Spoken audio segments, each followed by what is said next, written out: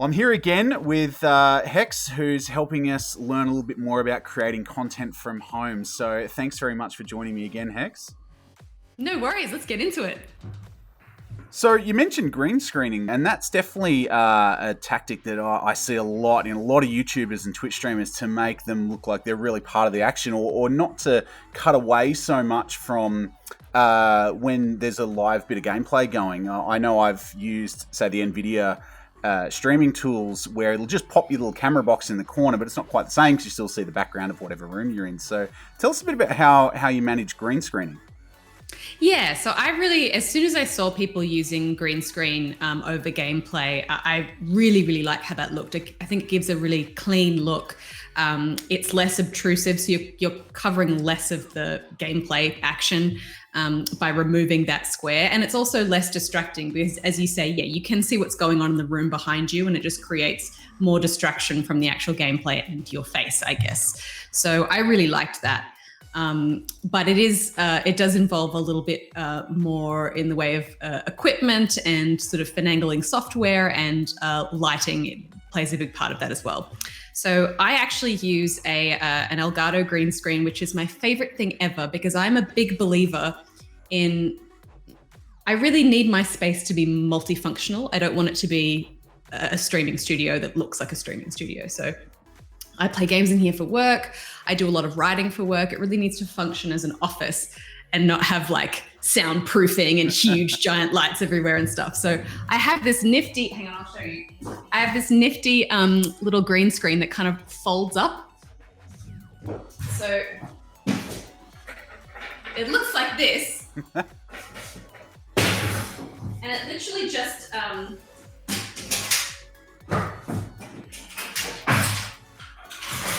it just unrolls like this. Oh, wow. And it has like a little bracket system on the back, which keeps it upright. So that's nothing supporting it. It just stays up. And then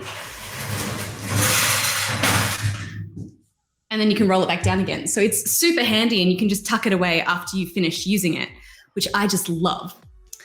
So with green screening, I find that really useful. The only, I suppose, issue with that is it's fairly narrow. So you can't really be doing too much of this on your stream. You have a very small kind of box cut out that you need to sort of stay within when you're performing. And the other thing is you need to light it quite well. So the issue that I have, because my ring light is at the top, is I struggle to light the bottom of it, which is when I start to get this kind of, if the green screen is not lit properly and evenly across the whole green screen, you get this kind of speckledy, staticky effect in the bottom corners where there's shadow. So that's where more light would be more effective, but I just tend to crop it out, make it a bit smaller, and then I just get away with it. So. No, that looks fantastic, and at least you don't have to get out the rollers and paint one of your walls. No, that's not a color that I particularly enjoy from a home decor perspective. So I definitely don't want to be painting my walls that color. But you can get larger drop sheets and stuff like that if you want to be, using a larger space, or especially if you want to stream VR and you want to get more of your body in the action. I wouldn't really be able to stream Beat Saber, for example, in front of that screen. You'd need a much larger space and a larger green screen for that. So it is dependent on the kind of streaming that you want to do. And what software do you need to be able to take advantage of that so that you can have it's cutting out your background when you're streaming? I just do it in OBS. So when you open up OBS and you have your webcam source, if you right click on it and go to filters, there's an option there to choose chroma key, and you can kind of fiddle with the settings. That is probably the hardest part, is kind of fiddling with the sliders to adequately cut yourself out with as little noise and issues as possible. So it's about selecting the right green that is compatible with the green of your green screen, because they're all a little bit different, and also kind of adjusting the brightness and the contrast and the noise reduction and things like that. There are YouTube videos I'm sure you could watch as well that would help you with that, but that's just the way I do it. And it's really easy to kind of adjust as you go if you need to make lighting changes and things like that.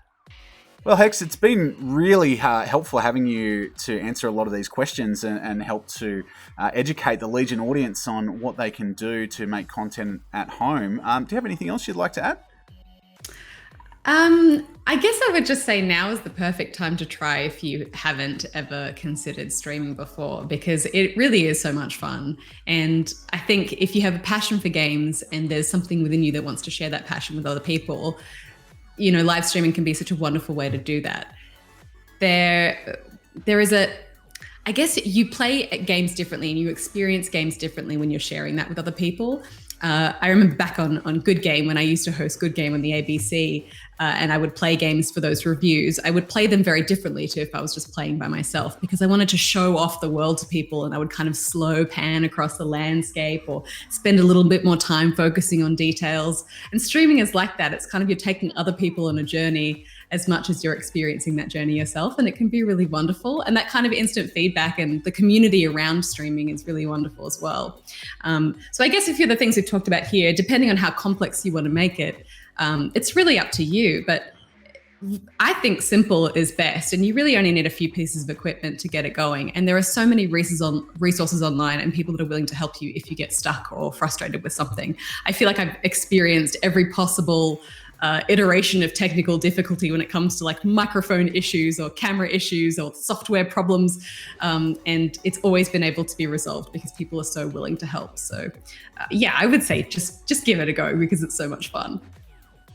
Well, thanks so much, Hex. It's been great to hear from you and learn a lot. Thanks again, everyone, for watching, and I hope you're enjoying making some great gaming content on your Legion device.